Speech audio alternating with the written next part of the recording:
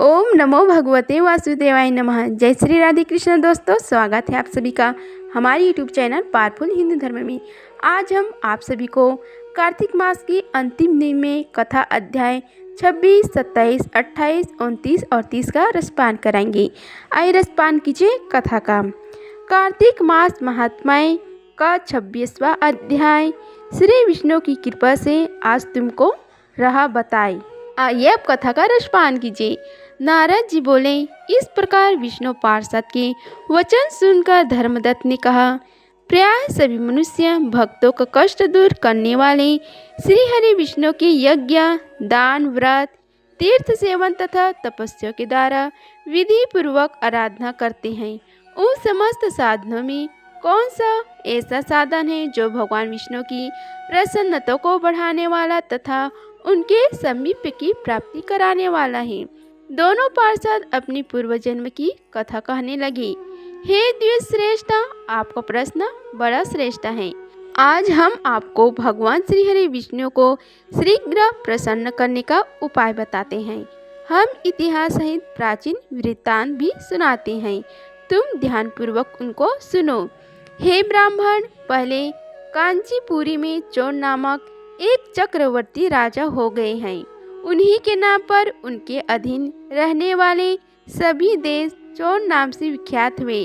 राजा चोल जब इस भूमंडल का शासन करते थे, उस समय उनके राज्य में कोई भी मनुष्य दरिद्र, दुखी, पाप में मन लगाने वाला अथवा रोगी नहीं था। एक समय की बात है, राजा चोल अनंत शयन नामक तीर्थ में गए, जहाँ जगदीश्वर भगवान विष्णु ने योग निद्रा का आश्रय लेकर शयन किया था। भगवान विष्णु के दिव्य विग्रह की राजा ने विधि पूर्वक पूजन की। दिव्य मणि, मुक्ताफल तथा सुवर्ण के बने हुए सुंदर पुष्पों से पूजन करके साष्टांग प्रणाम किया। प्रणाम करके जय ही बैठे, उसी समय उनकी दृष्टि भगवान के पास आते हुए एक ब्राह्मण पर पड़ी, जो उन्हीं की काची नगरी के निवासी थे। उनका नाम विष्णुदास था। उन्होंने भगवान की पूजा के लिए अपने हाथ में तुलसी दल और जल ले रखा था। निकट आने पर उन ब्राह्मण ने विष्णु सूक्त का पाठ करते हुए देवादिदेव भगवान को स्नान कराया और तुलसी की मंजरी तथा पत्तों से उनकी विधिवत पूजा की। राजा चोल ने जो पहले रत्नों से भगवान की पूजा की थी, वह सब तुलसी पूजा से ढक गई। यह देखकर राजा कुपित होकर बोले, हे विष्णुदास, मैंने मणियों तथा सुवर्ण से भगवान की जो पूजा की थी, वह कितनी शोभा पा रही थी। तुमने तुलसी दल चढ़ाकर उसे पूरा ढक दिया। बताओ ऐसा क्यों किया? मुझे तो ऐसा जान पड़ता है कि तुम दरिद्र और गंवार हो, भगवान विष्णु की भक्ति को बिल्कुल नहीं जानते। राजा की यह बात सुनकर द्विज श्रेष्ठ विष्णुदास ने कहा, हे राजन, आपको भक्ति का कुछ भी पता नहीं है। केवल राजलक्ष्मी के कारण आप घमंड कर रहे हैं। बतलाइए तो, आज से पहले आपने कितने वैष्णव व्रतों का पालन किया है? तब नृप श्रेष्ठ जोल ने हंसते हुए कहा, तुम तो दरिद्र और निर्धन हो। तुम्हारी भगवान विष्णु में भक्ति ही कितनी है। तुमने भगवान विष्णु को संतुष्ट करने वाला कोई भी यज्ञ और दान आदि नहीं किया और न पहले कभी कोई देव मंदिर ही बनवाया है। इतने पर भी तुम्हें अपनी भक्ति का इतना गर्व है। अच्छा, तो ये सभी ब्राह्मण मेरी बात सुन ले। भगवान विष्णु के दर्शन पहले मैं करता हूँ। या ब्राह्मण, इस बात को आप सब लोग देखें, फिर हम दोनों में से किसकी भक्ति कैसी है, यह सब लोग स्वतः ही जान लेंगे। ऐसा कहकर राजा अपने राजभवन को चले गए। वहां उन्होंने महर्षि मृदुगल को आचार्य बनाकर वैष्णव यज्ञ प्रारंभ किया। उधर सदैव भगवान विष्णु को प्रसन्न करने वाला शास्त्रोक्त नियमों में तत्पर विष्णुदास भी व्रत का पालन करते हुए वहीं भगवान विष्णु के मंदिर में टिक गई। उन्होंने माघ और कार्तिक के उत्तम व्रत का अनुष्ठान, तुलसी वन की रक्षा, एकादशी को द्वादश अक्षर मंत्र का जप, नृत्य, गीत आदि मंगलमय आयोजनों के साथ प्रतिदिन षोडश उपचार से भगवान श्री हरि विष्णु की पूजा आदि नियमों का आचरण किया। वे प्रतिदिन चलते फिरते और सोते हर समय श्री हरि भगवान विष्णु को स्मरण किया करते थे। उनकी दृष्टि सर्वत्र सम हो गई थी। वे सब प्राणियों के भीतर एकमात्र भगवान श्री हरि विष्णु को ही स्थित देखते थे। इस प्रकार राजा चोल और विष्णुदास दोनों ही भगवान लक्ष्मीपति की आराधना में संलग्न थे। दोनों ही अपने अपने व्रत में स्थिर रहते थे और दोनों ही संपूर्ण इंद्रिया तथा समस्त कर्म भगवान श्री हरि विष्णु को समर्पित हो चुके थे। इस अवस्था में उन दोनों ने दीर्घकाल व्यतीत किया। इस प्रकार श्री कार्तिक मास में कथा अध्याय 26 का समाप्त हुआ। आइए अब कथा अध्याय 27 का रसपान कीजिए। कृष्ण नाम का आसरा, कृष्ण नाम का ध्यान। 27वें अध्याय अब लिखने लगा महान। आइए रसपान कीजिए कथा का। पार्षद ने कहा, एक दिन की बात है, विष्णुदास ने नित्य कर्म करने के पश्चात भोजन तैयार किया, किंतु कोई छिपकर उसे चुरा ले गया। विष्णुदास ने देखा भोजन नहीं है, परंतु उन्होंने दोबारा भोजन नहीं बनाए, क्योंकि ऐसे करने पर संयम काल की पूजा के लिए उन्हें अवकाश नहीं मिलता। अतः प्रतिदिन के नियम का भंग हो जाने का भय था। दूसरे दिन पुनः उसी समय पर भोजन बनाकर जयो भगवान विष्णु को भोग अर्पण करने के लिए गए। तयो ही किसी ने आकर फिर से सारा भोजन हड़प लिया। इस प्रकार 7 दिनों तक लगातार कोई उनका भोजन चुरा कर ले जाता रहा। इससे विष्णुदास को बड़ा विस्मय हुआ। वे मन ही मन इस प्रकार विचार करने लगे, अहो, कौन प्रतिदिन आकर मेरी रसोई चुरा ले जाता है। यदि दोबारा रसोई बनाकर भोजन करता हूँ तो संयम काल की पूजा छूट जाती है। यदि रसोई बनाकर तुरंत ही भोजन कर लेना उचित हो तो मुझसे यह न होगा, क्योंकि भगवान विष्णु को सब कुछ अर्पण किए बिना कोई भी वैष्णव भोजन नहीं करता। आज उपास करते हुए मुझे 7 दिन हो गए। इस प्रकार मैं व्रत में कब तक स्थिर रह सकता हूँ। अच्छा है, आज मैं रसोई की भली भांति रक्षा करूँगा। ऐसा निश्चय करके भोजन बनाने के पश्चात वे वहीं कहीं छिपकर खड़े हो गए। इतने में ही उन्हें एक चंडाल दिखाई दिया, जो रसोई का अन्न हर कर जाने के लिए तैयार खड़ा रहा था। भूख के मारे उसका सारा शरीर दुर्बल हो गया था। मुख पर दीनता छा रही थी। शरीर में हाड़ और चाम के सिवा कुछ शेष नहीं बचा था। उसे देखकर श्रेष्ठ ब्राह्मण विष्णुदास का हृदय करुणा से भर आया। उन्होंने भोजन चुराने वाले चंडाल की ओर देखकर कहा, हे भैया, जरा ठहरो ठहरो, क्यों रूखा सूखा खाते हो, या घी तो ले लो। इस प्रकार कहते हुए विप्रवर विष्णुदास को आते देख वह चंडाल भय के मारे बड़े वेग से भागा और कुछ ही दूर पर मूर्छित होकर गिर पड़ा। चंडाल को भयभीत और मूर्छित देखकर द्विज श्रेष्ठ विष्णुदास बड़े वेग से उनके समीप आए और दयावश अपने वस्त्र के छोर से उसको हवा करने लगे। तदंतर जब वह उठकर खड़ा हुआ तब विष्णुदास ने देखा वहाँ चंडाल नहीं बल्कि साक्षात नारायण ही शंख, चक्र और गदा धारण किए सामने उपस्थित हैं। अपने प्रभु को प्रत्यक्ष देखकर विष्णुदास सात्विक भावों के वशीभूत हो गए। वे स्तुति और नमस्कार करने में भी समर्थ न हो सके। तब भगवान ने सात्विक व्रत का पालन करने वाले अपने भक्त विष्णुदास को छाती से लगा लिया और उन्हें अपने जैसे रूप देकर वैकुंठ धाम को ले चले। उस समय यज्ञ में दीक्षित हुए राजा चोल ने देखा विष्णुदास एक श्रेष्ठ विमान पर बैठकर भगवान विष्णु के समीप जा रहे हैं। विष्णुदास को वैकुंठ धाम में जाते देख राजा ने शीघ्र ही अपने गुरु महर्षि मुद्गल को बुलाया और इस प्रकार कहना आरंभ किया, जिसके साथ स्पर्धा करके मैंने इस यज्ञ, दान आदि कर्म का अनुष्ठान किया है, वह ब्राह्मण आज भगवान विष्णु को रूप धारण करके मुझसे पहले ही वैकुंठ धाम को जा रहे हैं।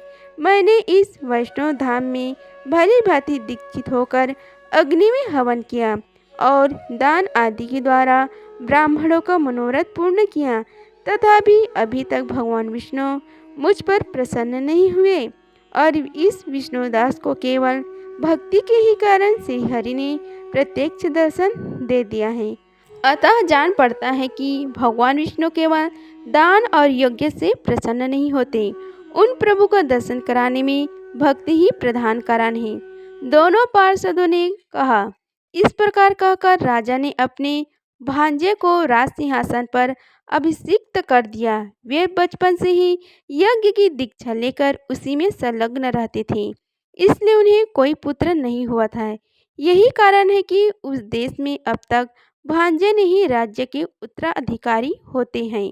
भांजे की राज्य देकर राजा यज्ञशाला में गए और यज्ञ कुंड के सामने खड़े होकर भगवान श्री हरि विष्णु को संबोधित करते हुए 3 बार उच्च स्वर से निम्नलिखित वचन बोले।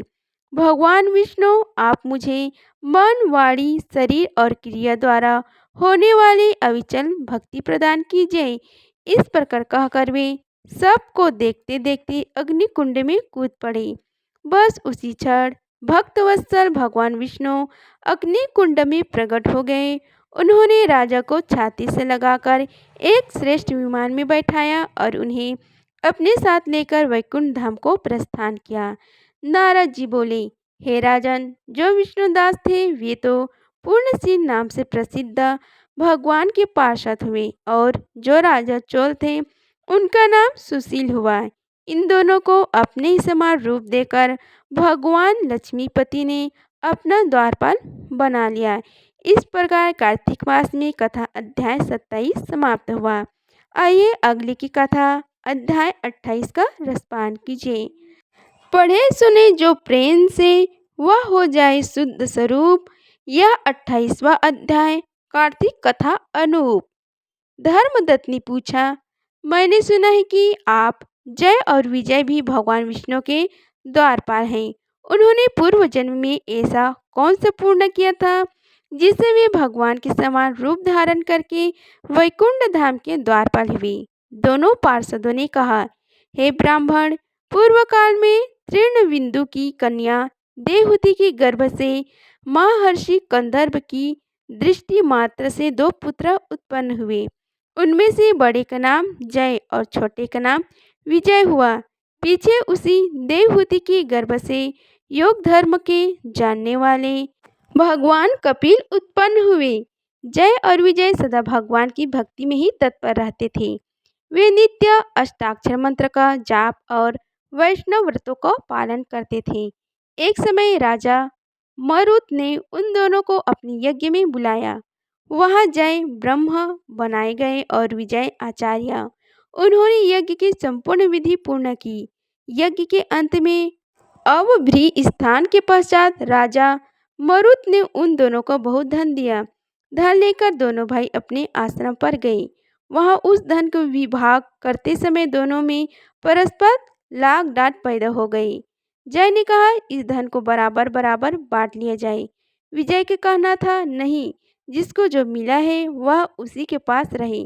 तब जय ने क्रोध में आकर लोभी विजय को श्राप दिया, तुम ग्रहण कर को देते नहीं हो, इसलिए ग्राह अर्थात मगरमच्छ हो जाओ। जय के श्राप को सुनकर विजय ने भी श्राप दिया, तुमने मद से भ्रांत होकर सांपों को दिया है, इसलिए तुम मतंग अर्थात हाथी की योनि में जाओ। तत्पश्चात उन्होंने भगवान से श्राप निवृत्ति के लिए प्रार्थना की। श्री हरि भगवान ने कहा, तुम मेरे भक्त हो, तुम्हारा वचन कभी असत्य नहीं होगा। तुम दोनों अपने ही दिए हुए इन शापों को भोग कर फिर से मेरे धाम को प्राप्त होगे। ऐसे कहकर भगवान विष्णु अंतर्ध्यान हो गए। तदंतर वे दोनों गंड नदी के तट पर ग्राह और गज हो गए। उस योनि में भी उन्हें पूर्व जन्म का स्मरण बना रहा और वे भगवान विष्णु के व्रत में तत्पर रहे। किसी समय वह गजराज कार्तिक मास में स्नान के लिए गंड नदी गया तो उस समय ग्राह ने श्राप के हेतु को स्मरण करते हुए उस गज को पकड़ लिया। ग्राह से पकड़े जाने पर गजराज ने भगवान रामानाथ का स्मरण किया। तभी भगवान विष्णु शंख चक्र और गदा धारण के वहां प्रकट हो गए।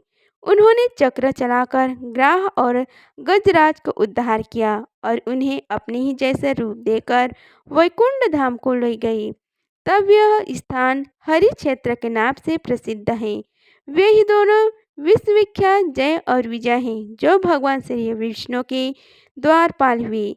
धर्मदत्त, तुम भी स्त्रियां और देवस का त्याग करके सदैव भगवान विष्णु के व्रत में स्थिर रहो।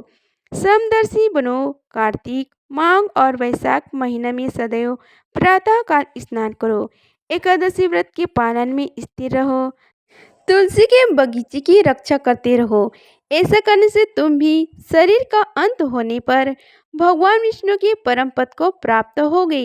भगवान विष्णु को संतुष्ट करने वाले तुम्हारे इस व्रत से बढ़कर न यज्ञ है, न दान है और न तीर्थ है।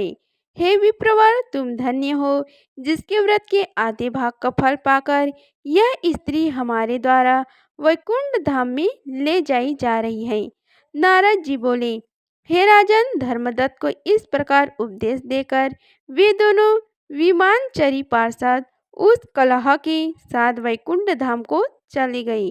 धर्मदत्त जीवन भर भगवान के व्रत में स्थिर रहे और देहवासन के बाद उन्होंने अपनी दोनों स्त्रियों के साथ वैकुंठ धाम प्राप्त कर लिया।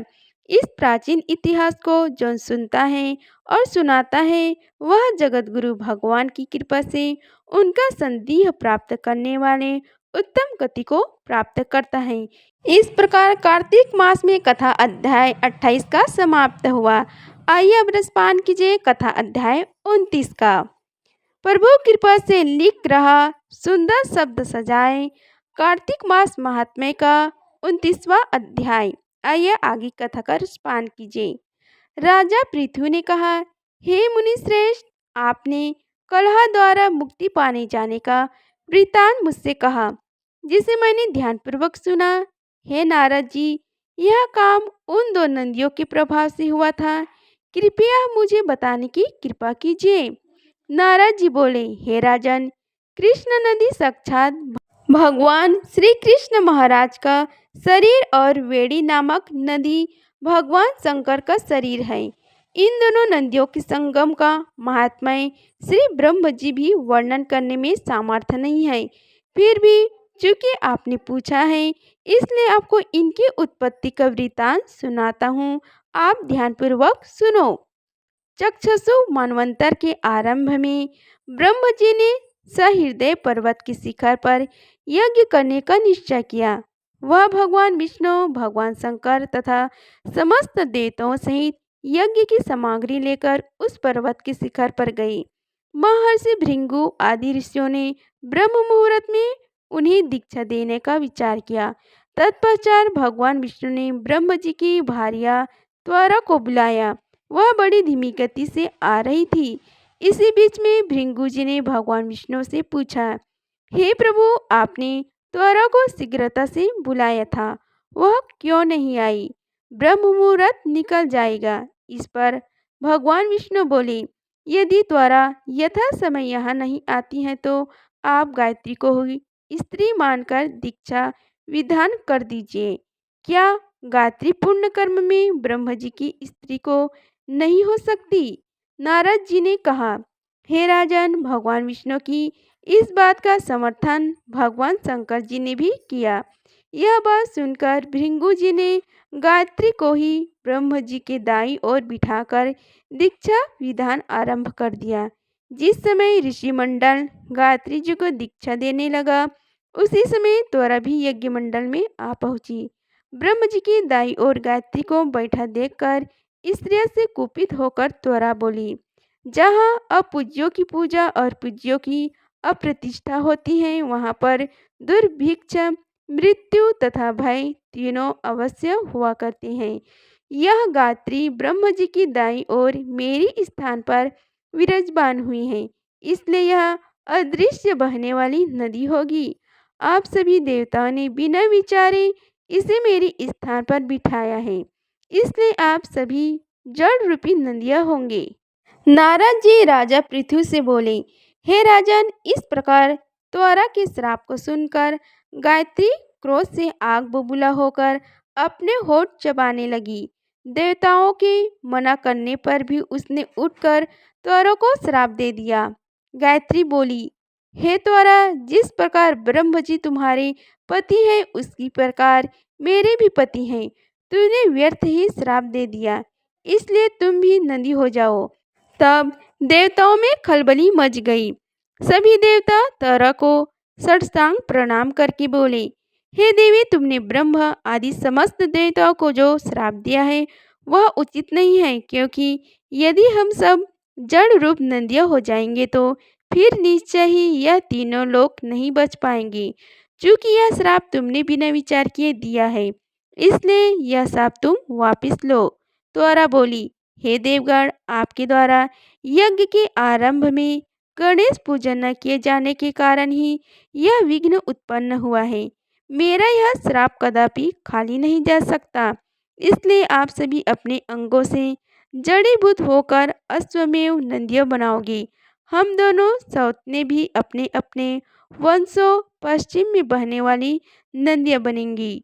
नारद जी ने राजा पृथु से बोले, हे राजन, त्वरा की यह वचन सुनकर भगवान श्री हरि विष्णु शंकर आदि सभी देवता अपने अपने अंशों से नदियाँ बन गए। भगवान विष्णु के अंश से कृष्णा, भगवान शंकर के अंश से वेणी तथा ब्रह्मा जी के अंश से कुकुदमवती नामक नदियाँ उत्पन्न हो गई। समस्त देवताओं ने अपने अंशों को जड़ बनाकर वहीं सह पर्वत पर फेंक दिया। फिर उन लोगों के अंश पृथक पृथक नदियों के रूप में बहने लगी। देवताओं के अंशों से सहस्त्रों की संख्या में पश्चिम की ओर बहने वाली नदियाँ उत्पन्न हो गई। गायत्री और त्वरा दोनों पश्चिम की ओर बहने वाली नदियाँ होकर एक साथ बहने लगी। उन दोनों का नाम सावित्री पड़ा। ब्रह्म जी ने यज्ञ स्थान पर भगवान विष्णु तथा भगवान शंकर की स्थापना की। दोनों देवता महाबल तथा अति बल के नाम से प्रसिद्ध हुए। हे राजन, कृष्णा और वेणी नदी की उत्पत्ति का यह वर्णन जो भी मनुष्य सुनेगा या सुनाएगा, उसे नदियों के दर्शन और स्नान का फल प्राप्त होगा। इस प्रकार कार्तिक मास में कथा अध्याय 29 का समाप्त हुआ। आइए रसपान कीजिए कथा अध्याय 30 का। कार्तिक मास की कथा करती भव से पार, 30वां अध्याय लिखो, हुई हरि कृपा अपार। आइए रसपान कीजिए आगे की कथा का। भगवान श्री कृष्ण सत्यभामा से बोले, हे प्रिय, नारद जी की यह वचन सुनकर महाराजा पृथु बहुत आश्चर्यचकित हुए। अंत में उन्होंने नारद जी का पूजन करके उनका विदा किया। इसलिए माँ, कार्तिक और एकादशी यह 3 व्रत मुझे अति प्रिय है। वनस्पतियों में तुलसी, महीनों में कार्तिक, तिथियों में एकादशी और क्षेत्रों में प्रयाग मुझे बहुत प्रिय है। जो मनुष्य इंद्रियों पर विजय प्राप्त कर इनका सेवन करता है वह मुझे यज्ञ करने वाले मनुष्य भी अधिक प्रिय है। जो मनुष्य विधि पूर्वक इनकी सेवन करते हैं, मेरी कृपा से उन्हें समस्त पापों से छुटकारा मिल जाता है। भगवान श्री कृष्ण के वचन सुनकर सत्यभामा ने कहा, हे प्रभु, आपने बहुत ही अद्भुत बात कही है कि दूसरों के लिए पुण्य के फल से कलह की मुक्ति हो गई। यह प्रभावशाली कार्तिक मास आपको अधिक प्रिय है, जिससे पतिद्रोह का पाप केवल स्नान के पुण्य से ही नष्ट हो गया। दूसरे मनुष्य द्वारा किया हुआ पुण्य उसके देने से किस प्रकार मिल जाता है, यह आप मुझे बताने की कृपा करें। श्री कृष्ण भगवान बोले, हे प्रिय, जिस कर्म द्वारा बिना दिया हुआ पुण्य और पाप मिलता है उसे ध्यानपूर्वक सुनो। सतयुग में देश में ग्राम तथा कुलों को दिया पुण्य या पाप मिलता था, किंतु कलयुग में केवल कर्ता को ही पाप तथा पुण्य का फल भोगना पड़ता है। संसर्ग न करने पर भी वह व्यवस्था की गई है और संसर्ग से पाप व पुण्य दूसरों को मिलते हैं, उसकी व्यवस्था भी सुनो। पढ़ाना, यज्ञ कराना और एक साथ भोजन करने से पाप पुण्य का आधा फल मिलता है। एक आसन पर बैठने तथा सवारी पर चलने से, श्वास के आने जाने से पूर्ण व पाप का चौथा भाग जीव मात्र को मिलता है। छूने से, भोजन करने से और दूसरे की स्तुति करने से पूर्ण और पाप का छठवां भाग मिलता है। दूसरों की निंदा, चुगली और धिक्कार करने से उसका सातवां भाग मिलता है। पूर्ण करने वाले मनुष्य की जो कोई सेवा करता है वह सेवा का भाग लेता है और अपना पूर्ण उसे देता है। नौकर और शिष्य के अतिरिक्त जो मनुष्य दूसरों से सेवा करवाकर उसे पैसे नहीं देते वह सेवक उसके पूर्ण का भागी होता है। जो व्यक्ति पंक्ति में बैठे हुए भोजन कराने वाले की पत्तल लांघता है वह उसे जिसकी पत्तल उसने लांघी है अपने पुण्य का छठवां भाग देता है। स्नान तथा ध्यान आदि करते हुए मनुष्य से जो व्यक्ति बातचीत करता है या उसे छूता है वह अपने पूर्ण का छठा भाग दे डालता है। जो मनुष्य धर्म के कार्य के लिए दूसरों से धन मांगता है वह पूर्ण का भागी होता है। ठीक उसी प्रकार जिस प्रकार की दान करने वाला पुण्य का भागी होता है, जो मनुष्य धर्म का उपदेश करता है और उसके बाद सुनने वाले से याचना करता है वह अपने पुण्य का छठा भाग उसे देता है। जो मनुष्य दूसरों का धन चुराकर उससे धर्म करता है वह चोरी का फल भोगता है और शीघ्र ही निर्धन हो जाता है। और जिसका धन चुराता है वह पूर्ण का भागी होता है। बिना ऋण उतारे जो मनुष्य मृत्यु को प्राप्त होता है उनको ऋण देने वाले सज्जन पुरुष पूर्ण के भागी होते हैं। शिक्षा देने वाला, सलाह देने वाला, सामग्री को जुटाने वाला तथा प्रेरणा देने वाला यह पाप और पुण्य के छठे भाग को प्राप्त करते हैं। राजा प्रजा की पाप पूर्ण के सत्संग को भोगी होता है। गुरु शिष्यों का, पति पत्नी का, पिता पुत्र का, स्त्री पति के लिए पूर्ण का छठा भाग पाती है। पति को प्रसन्न करने वाली आज्ञाकारी स्त्री पति के लिए पूर्ण का आधा भाग ले लेती है। जो पूर्ण आत्मा पराये लोगों को दान करते हैं वह उनकी पूर्ण का छठा भाग प्राप्त करते हैं। जीविका देने वाले मनुष्य जीविका का ग्रहण करने वाले मनुष्य के पूर्ण के छठे भाग को प्राप्त करता है। इस प्रकार दूसरों के लिए पूर्ण अथवा पाप बिना दिए हुए भी दूसरे को मिल सकते हैं, किंतु यह नियम जो कि मैंने बतलाए हैं यह कलि युग में लागू नहीं होते। कलि युग में तो एकमात्र कर्ता को ही अपने पाप व पुण्य भोगने पड़ते हैं। इस संबंध में एक बड़ा पुराना इतिहास है जो कि पवित्र भी है और बुद्धि प्रदान करने वाला कहा जाता है। उसे तुम ध्यानपूर्वक सुनो।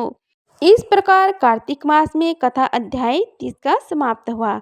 आइए अब अगले की कथा अध्याय 31 का रसपान कीजिए। कार्तिक मास महात्म्य का यह 31वां अध्याय बतलाए भगवान ने प्रभु स्मरण का सरल उपाय। आइए अब आगे की कथा का रसपान कीजिए। भगवान श्री कृष्ण ने कहा, पूर्व काल में अवंतीपुरी नगरी में धनेश्वर नामक एक ब्राह्मण रहता था। वह रस, चमड़ा और कम्बल आदि का व्यापार करता था। वह वैश्यागामी और मद्यपान आदि पूरे कर्मों में लिप्त रहता था। क्योंकि वह रात दिन पाप में रत रहता था इसलिए वह व्यापार करने नगर नगर घूमता था। एक दिन वह क्रय विक्रय के कार्य से घूमता हुआ महिष्मतीपुरी में जा पहुंचा, जो राजा महिष ने बसाई थी। वहाँ पापनाशनी नर्मदा सदैव शोभा पाती है। उस नदी के किनारे कार्तिक का व्रत करने वाले बहुत से मनुष्य अनेक गांवों से स्नान करने के लिए आए हुए थे। धनेश्वर ने उन सबको देखा और अपना सामान बेचता हुआ वह भी 1 मास तक वहीं रहा। वह अपने माल को बेचता हुआ नर्मदा नदी के तट पर घूमता हुआ स्नान, जप और देव अर्चन में लगे हुए ब्राह्मणों को देखता और वैष्णव के मुख से भगवान विष्णु के नामों को कीर्तन सुनता था। वह वहां रहकर उनको स्पर्श करता रहा, उनसे बातचीत करता रहा। वह कार्तिक व्रत की उद्यापन विधि तथा जागरण भी देखता रहा। उसने पूर्णिमा के व्रत को भी देखा कि व्रती ब्राह्मणों तथा गांवों को भोजन करा रहे हैं, उनको दक्षिणा आदि भी दे रहे हैं। उसने नित्य प्रति भगवान शंकर की प्रसन्नता के लिए होती दीपमाला भी देखी। त्रिपुर नामक राक्षस के तीनों पुरों को भगवान शिव ने इसी तिथि को जलाया था। इसलिए शिव जी की भक्त इस तिथि को दीप उत्सव मनाते हैं। जो मनुष्य मुझ में और शिव जी में भेद करता है उसकी समस्त क्रियाएं निष्फल हो जाती हैं। इस प्रकार नर्मदा तट पर रहते हुए जब उसको 1 माह व्यतीत हो गया तो एक दिन अचानक उसे किसी काले सांप ने डस लिया। इससे विहील होकर वह भूमि पर गिर पड़ा। उसकी यह दशा देखकर वहां के दयालु भक्तों ने उसे चारों ओर से घेर लिया और उसके मुंह पर तुलसी दल मिश्रित जल की छींटे देने लगी। जब उसके प्राण निकल गए तब यमदूतों ने आकर उसे बांध लिया और कोड़े बरसाते हुए उसे यमपुरी ले गए।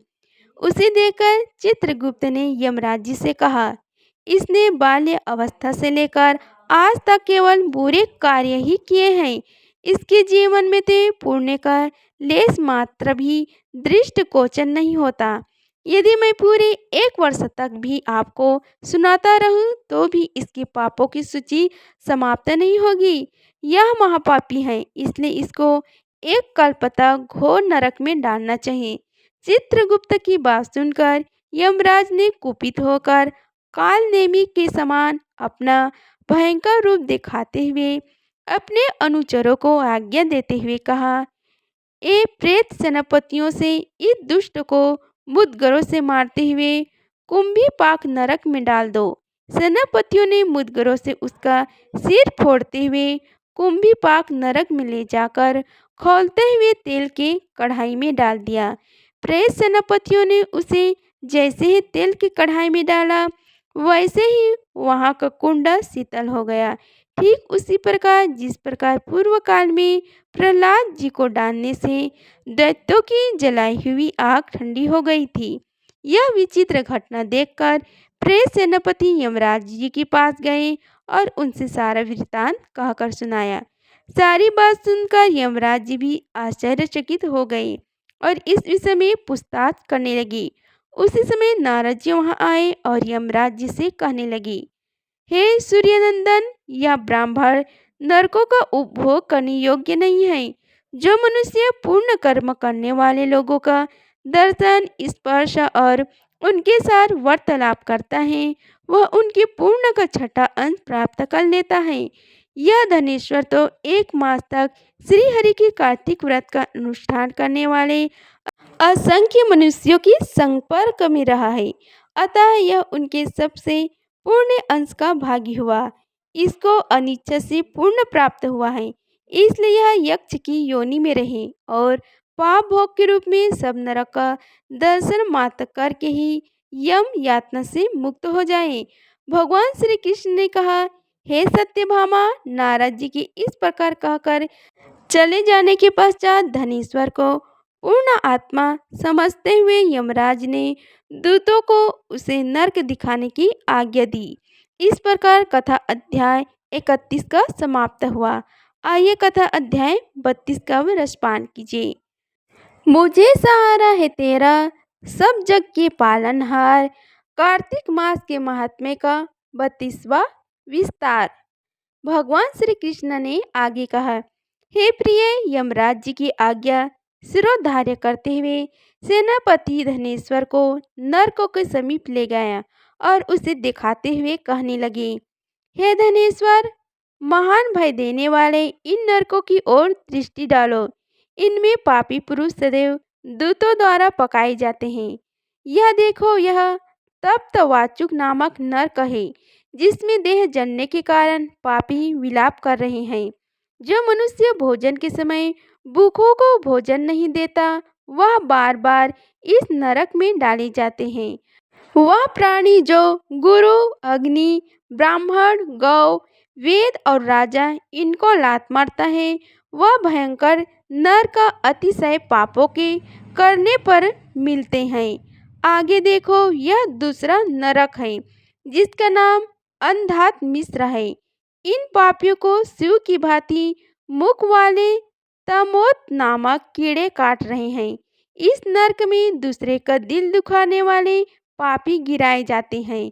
यह तीसरा नरक है जिसका नाम क्राक्य है। इस नरक में पापियों को चारों ओर से चीरा जाता है। यह नर्क भी असीमित श्रवण आदि भेदों से 6 प्रकार का होता है। इसमें स्त्री तथा पुत्रों का वियोग कराने वाले मनुष्य को कढ़ाई में पकाया जाता है। दो प्रियजनों को दूर करने वाले मनुष्य भी असीम मत्र नामक नरक में तलवार की धार से काटे जाते हैं और कुछ भेड़ियों के डर से भाग जाते हैं। अब अर्गल नामक यह चौथा नरक देखो। इसमें पापी विभिन्न प्रकार से चिल्लाते हुए इधर उधर भाग रहे हैं। यह नरक भी वाद आदि भेदों से 6 प्रकार का है। अब तुम यह पांचवा नरक देखो, जिसका नाम कुटसालमली है। इसमें अंगारों की तरह कष्ट देने वाले बड़े बड़े कांटे लगे हुए हैं। यह नरक भी यातना आदि भेदों से 6 प्रकार का है। इस नरक में पर स्त्री गमन करने वाले मनुष्य डाले जाते हैं। अब तुम यह छठा नरक देखो। उल्वड नामक नरक में सिर नीचे करके पापियों को लटकाया जाता है। जो लोग भक्ष्य भक्ष्य का विचार नहीं करते, दूसरों को निंदा और चुगली करते हैं, वे इस नरक में डाले जाते हैं। दुर्गंध भेद से यह नरक भी 6 प्रकार का है। यह सातवां नरक है, जिसका नाम कुंभी पाक है। यह अत्यंत भयंकर और यह भी 6 प्रकार का है। इसमें महापातकी मनुष्य को पकाया जाता है।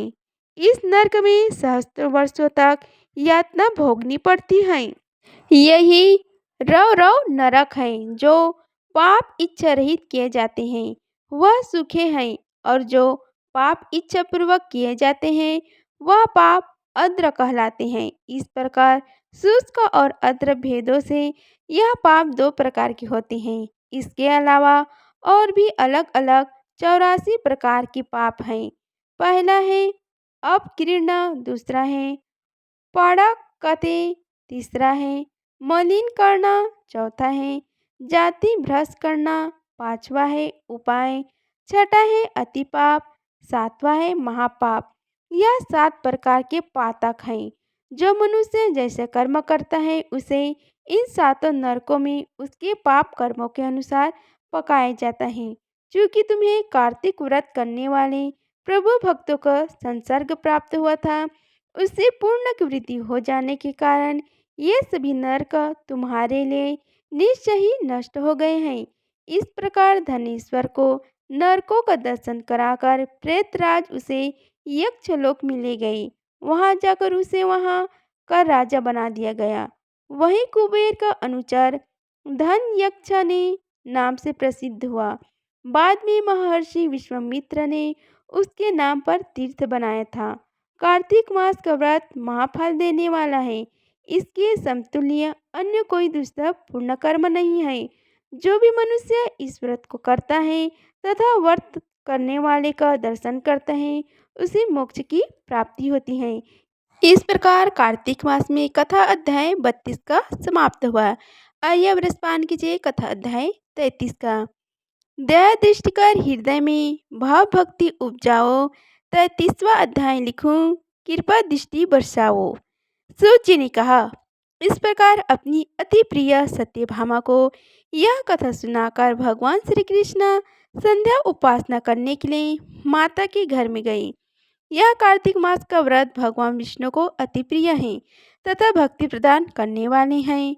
रात्रि जागरण, प्रातःकाल स्नान करना, तुलसी वट सिंचन, उद्यापन और दीपदान, यह 5 कर्म भगवान विष्णु को प्रसन्न करने वाले हैं, इसलिए इनका पालन अवश्य करना चाहिए। ऋषि बोले, हे भगवान, विष्णु को प्रिय अधिक फल की प्राप्ति कराने वाले, शरीर के प्रत्येक अंग को प्रसन्न कराने वाले कार्तिक महात्म्य अपने हमें बताया। यह मोक्ष की कामना कराने वालों को अथवा भोग की इच्छा रखने वाले मनुष्य को यह व्रत अवश्य ही करना चाहिए।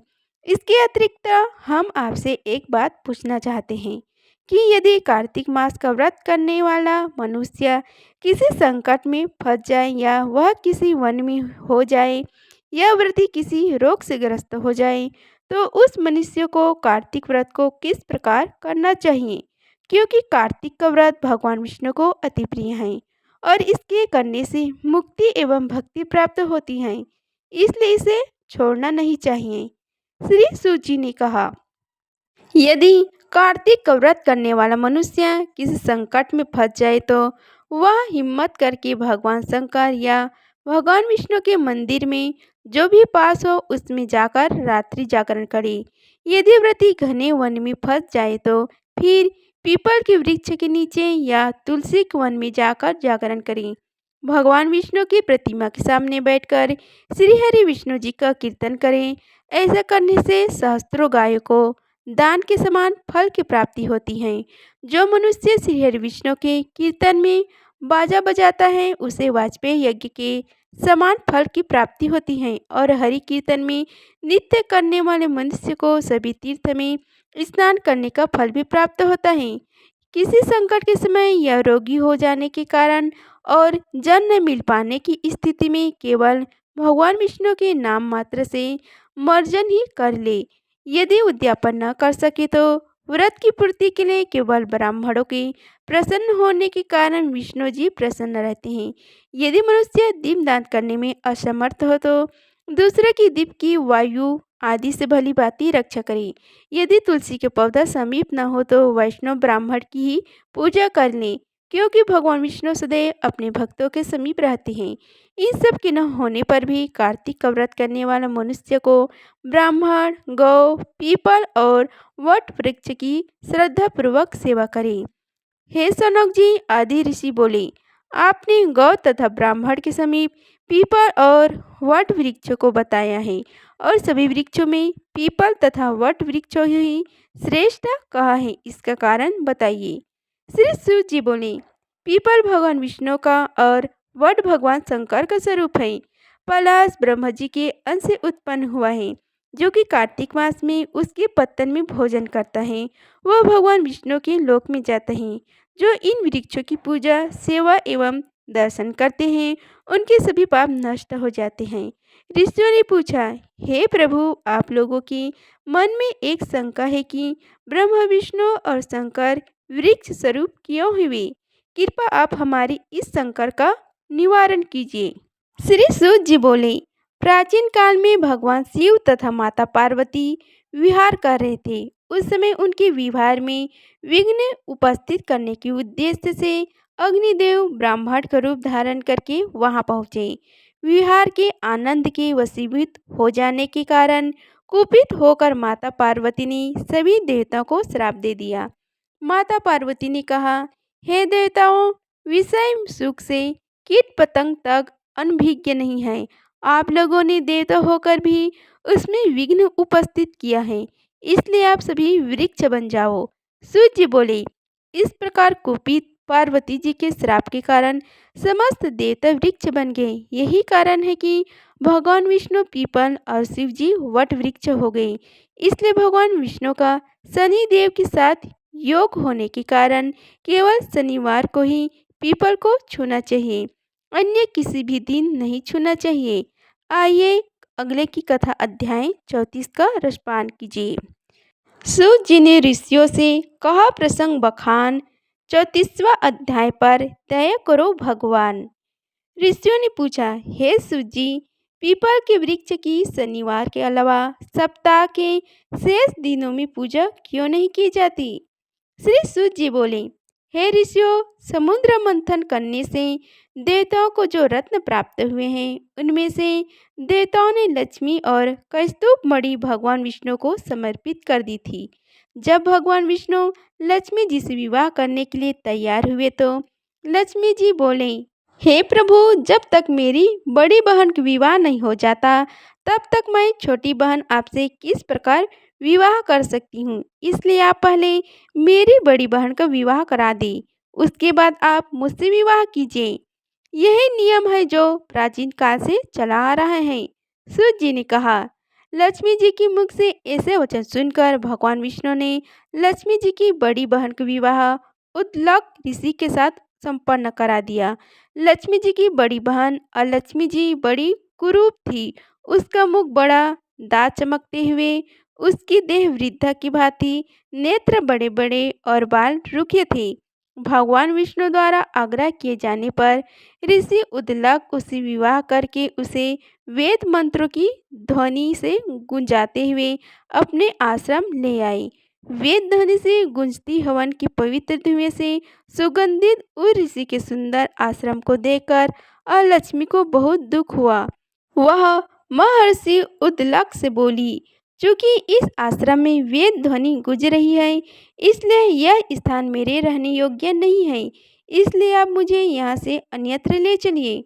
उसकी बात सुनकर महर्षि उद्लक बोले, तुम यहाँ क्यों नहीं रह सकती और तुम्हारे रहने योग्य अन्य कौन सा स्थान है, वह भी मुझे बताओ। और लक्ष्मी बोली, जिस स्थान पर वेद की ध्वनि होती हो, अतिथियों का आदर सत्कार किया जाता है, यज्ञ आदि होते हो, ऐसा स्थान पर मैं नहीं रह सकती। जिस स्थान पर पति पत्नी आपस में प्रेम से रहते हो, पितरों के निमित्त यज्ञ होते हो, देवताओं की पूजा होती हो, उस स्थान पर मैं भी नहीं रह सकती। जिस स्थान पर वेदों की ध्वनि न हो, अतिथियों का आदर सत्कार न होता हो, यज्ञ न होते हो, पति पत्नी आपस में क्लेश करते हो, पूज्य वृद्धों सत्पुरुषों तथा मित्रों का अनादर होता हो, जहाँ दुराचारी चोर पर स्त्रीगामी मनुष्य निवास करते हो, जिस स्थान पर गायों की हत्या की जाती हो, मद्यपान ब्रह्म हत्या आदि पाप होते हो, ऐसे स्थानों पर मैं प्रसन्नता पूर्वक निवास करती हूँ। सूत जी बोले। और लक्ष्मी के मुख से इस प्रकार के वचन सुनकर उद्लक का मन खिन्न हो गया। वह इस बात को सुनकर मौन हो गए। थोड़ी देर बाद वे बोले, ठीक है, मैं तुम्हारे लिए ऐसा स्थान ढूंढ दूंगा। जब तक मैं तुम्हारे लिए ऐसा स्थान न ढूंढ लूं, तब तक तुम इसी पीपल के नीचे चुपचाप बैठी रहना। महर्षि उद्लक उसे पीपल के वृक्ष के नीचे बैठाकर उसके रहने की योग्य स्थान की खोज में निकल पड़े। परंतु जब तक बहुत समय तक प्रतीक्षा करने पर भी वे वापस नहीं लौटे, तो अलक्ष्मी विलाप करके रोने लगी। जब वैकुंठ में बैठी लक्ष्मी जी ने अपनी बहन अलक्ष्मी का विलाप सुनी, तो वे व्याकुल हो गई। वे दुखी होकर भगवान विष्णु से बोले, हे प्रभु, मेरी बड़ी बहन पति द्वारा त्यागे जाने पर अत्यंत दुखी है। यदि मैं आपकी प्रिय पत्नी हूँ, तो आप उसे आश्वासन देने के लिए उसके पास चलिए। लक्ष्मी जी की प्रार्थना पर भगवान श्री हरि विष्णु लक्ष्मी जी सहित उस पीपल के वृक्ष के पास गए, जहाँ लक्ष्मी बैठकर विलाप कर रही थी।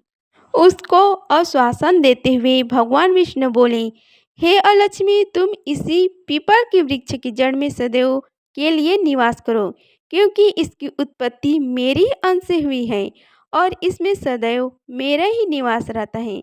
प्रत्येक वर्ष गृहस्थ लोग तुम्हारी पूजा करेंगे और उन्हीं के घर में तुम्हारी छोटी बहन का वास होगा। स्त्रियों को तुम्हारी पूजा विभिन्न उपहारों से करनी चाहिए। मनुष्यों को पुष्प, धूप, दीप, गंध आदि से तुम्हारी पूजा करनी चाहिए। तभी तुम्हारी छोटी बहन लक्ष्मी उन पर प्रसन्न होगी।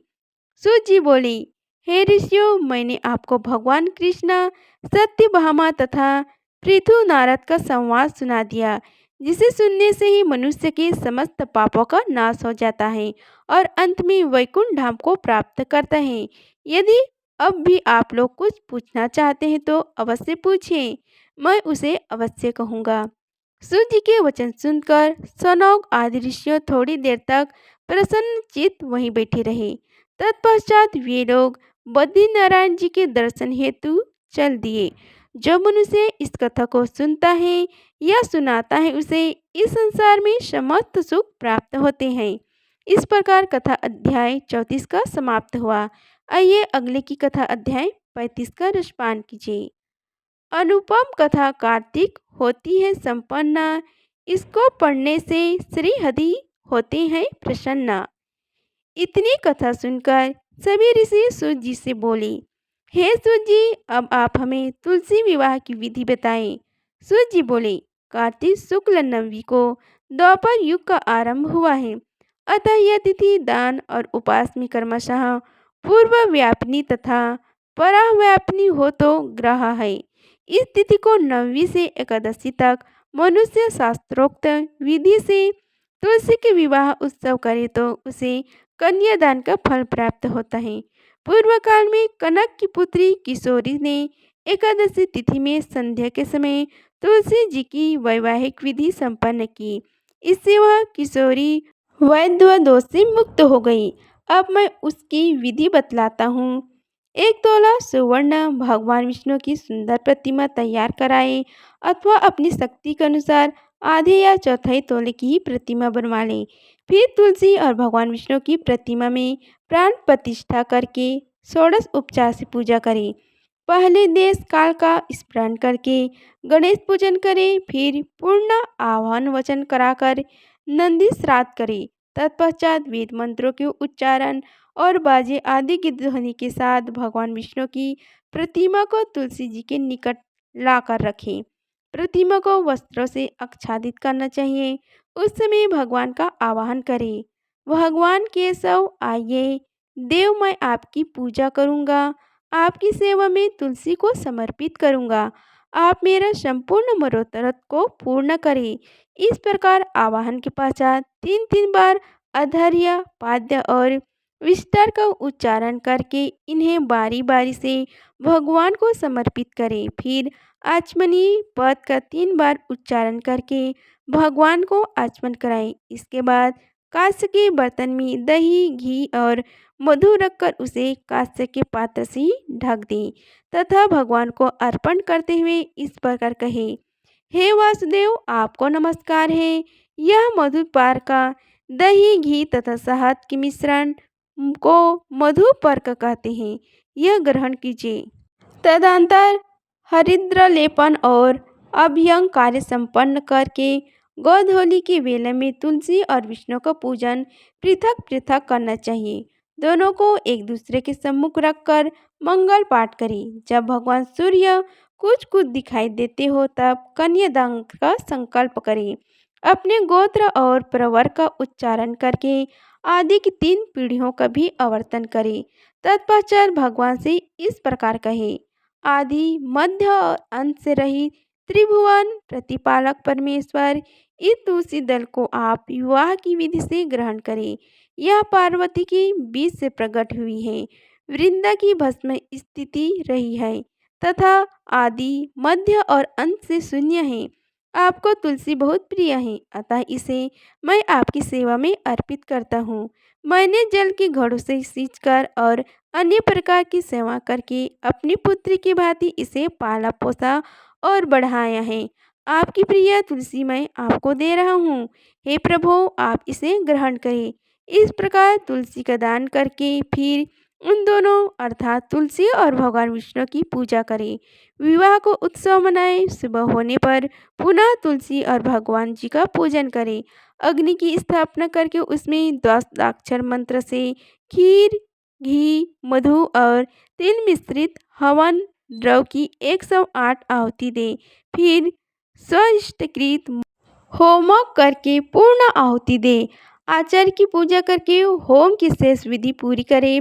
उसके बाद भगवान से इस प्रकार प्रार्थना करें, हे प्रभु, आपकी प्रसन्नता के लिए मैंने यह व्रत किया है। हे जनार्दन, इसमें जो न्यूनता हो वह आपके प्रसाद से पूर्णत्व को प्राप्त हो जाए। यदि द्वादशी में रेवती का चौथा चरण बीत रहा हो तो उस समय पारण न करें। जो उस समय भी पारण करता है वह अपने व्रत को निष्फल कर देता है।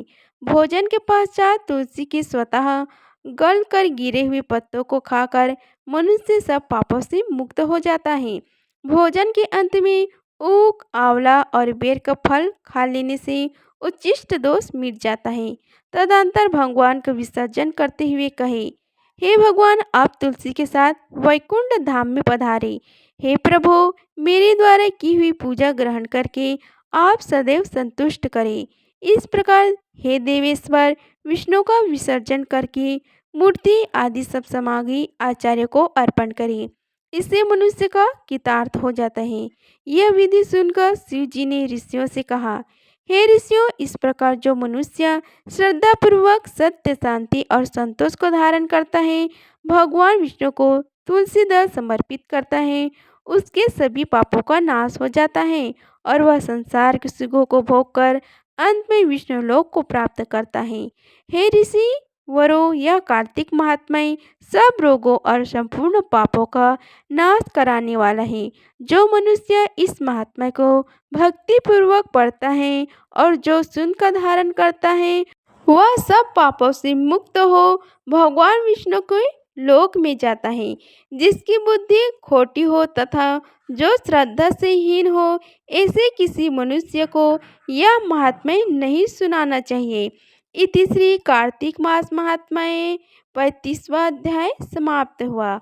अगर आप सभी को हमारी वीडियो अच्छी लगी होगी तो वीडियो को लाइक कीजिए, चैनल को सब्सक्राइब कीजिए और कमेंट बॉक्स में ओम नमो भगवते वासुदेवाय लिखें।